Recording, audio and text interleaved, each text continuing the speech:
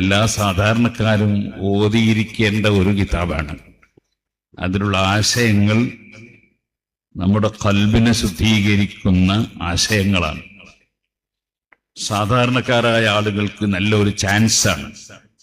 ഒരു 30 ക്ലാസ് പങ്കെടുക്കുന്നതോടുകൂടി ഒരു കിതാബ് ഓതി തീർക്കുകയാണ്. അതിനാഴ്ചയിൽ ഒരൊറ്റ ദിവസം ഒരു 40 മിനിറ്റ് മാത്രമേ അതിന് ചെലവഴിക്കേണ്ടതുള്ളൂ.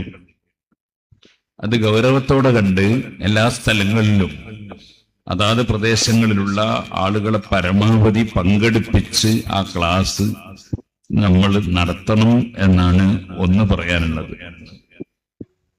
ആ ക്ലാസ് മടുപ്പിക്കുന്ന രൂപത്തിലാകരുത്, അതൊരു പിരിവെടുക്കാനുള്ള വേദിയാകരുത്.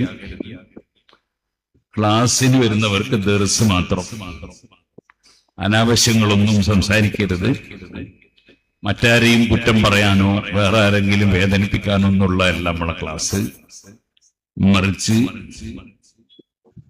അഷ്റഫുൽ ഖൽഖ് സല്ലല്ലാഹു അലൈഹി വസല്ലം തങ്ങളുടെ ജീവിതത്തിലെ ചില അനുഭവങ്ങൾ വെച്ചുകൊണ്ട് ഉസ്താദ് അവറുകൾ രചിച്ച ആ മഹത്തായ ഗ്രന്ഥം നമ്മുടെ എല്ലാവരുടെയും, ക്ലാസ് എടുക്കുന്നവരുടെയും കേൾക്കുന്നവരുടെയും ഒക്കെ മനസ്സ് ക്ലിയറാകാനുള്ള ഒരു ഗ്രന്ഥമാണ്.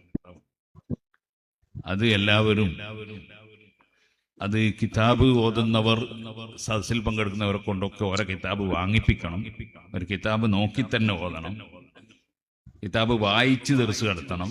പക്ഷേ നമ്മൾ മുതഅല്ലിമീങ്ങൾക്ക് എടുക്കുന്നത് പോലെ അതിന്റെ തഅല്ലുക്ക് എവിടെയാണ്, അതിന്റെ തർക്കീബ് എന്താണ്, അതിന്റെ ഓരോ വാക്കിന്റെയും ലുഗത്തർത്ഥം എന്താണ്, അങ്ങനെയൊന്നും പറയേണ്ടതില്ല. ആശയം മാത്രം പറഞ്ഞങ്ങ് പോയാൽ മതി. ഓരോ വരി വായിക്കുക, അതിന്റെ ആശയം പറഞ്ഞു കൊടുക്കുക. അങ്ങനെയുള്ള ഒരു നാടൻ ദർസാണ്.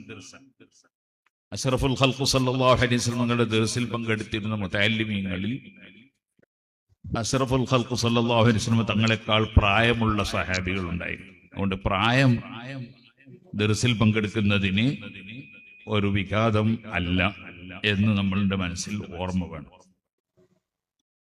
എല്ലാവരെയും പങ്കെടുപ്പിക്കുക എന്നതാണ് നമ്മുടെ വിജയം. എല്ലാവരും ആ കിതാബ് ഓരോ പ്രദേശത്തുമുള്ളവർ ഓതുക, അതാണ് വിജയം. അതിന്റെ 31ാമത്തെ ക്ലാസ്, അതിന്റെ ഖാത്തിമത്ത് ഇൻഷാ അല്ലാഹ് ശൈഖുന ഉസ്താദ് അവറുകൾ മലപ്പുറത്ത് നമ്മുടെ വാദി ഹറമൈനിൽ വെച്ച് എല്ലാവർക്കും ഓതിത്തരും. അതോടുകൂടി അതിന്റെ പരിസമാപ്തി കുറിക്കും. പിന്നെയും നമുക്ക് ആ നാട്ടു ദർസ് തുടരാം. ഇതിപ്പോൾ സെന്റിനറിയോടനുബന്ധിച്ചുള്ള ഒരു വലിയൊരു തുടക്കമാണ്. എന്നും ഇൽമുമായി ബന്ധപ്പെട്ടുകൊണ്ട് ജീവിക്കാൻ സാധിക്കും.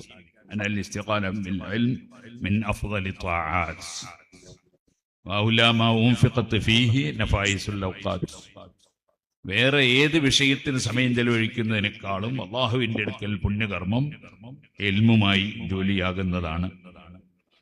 അതുകൊണ്ട് കിതാബ് ഓതിയവർ ഇമാം ഷാഫിഈ റളിയല്ലാഹു അൻഹുവിന്റെ ദർസിൽ ഇമാം മുസനി റഹ്മത്തുള്ളാഹി അലൈഹി കിതാബ് റിസാല എന്ന കിതാബ് 500-ലധികം തവണ ആവർത്തിച്ച് ഓതിയിട്ടുണ്ടെന്നാണ് ചരിത്രം പറയുന്നത്. കിതാബുൽ മുവത്ത ഇമാം മാലിക് റളിയല്ലാഹു അൻഹു രചിച്ച മഹത്തായ ഗ്രന്ഥം മനപ്പാടമാക്കിയതിനു ശേഷമാണ് ഇമാം ഷാഫിഈ റളിയല്ലാഹു അൻഹു മക്കയിൽ നിന്ന് മദീനയിലേക്ക് മാലിക് ഇമാം റളിയല്ലാഹു അൻഹു ദർസിലേക്ക് വന്നത്. അവിടെയും വീണ്ടും മാലിക് ഇമാമിന്റെ ആ കിതാബ് ഓതാനാണ് നിർദ്ദേശം കിട്ടിയത്. അത് ഓരോ പ്രാവശ്യവും ആ ദർസിൽ പങ്കെടുക്കുമ്പോൾ പുതിയ പുതിയ ഇൽമ് എനിക്ക് കിട്ടി എന്നാണ് ഇമാം ഷാഫിഈ റളിയല്ലാഹു അൻഹു പറഞ്ഞത്.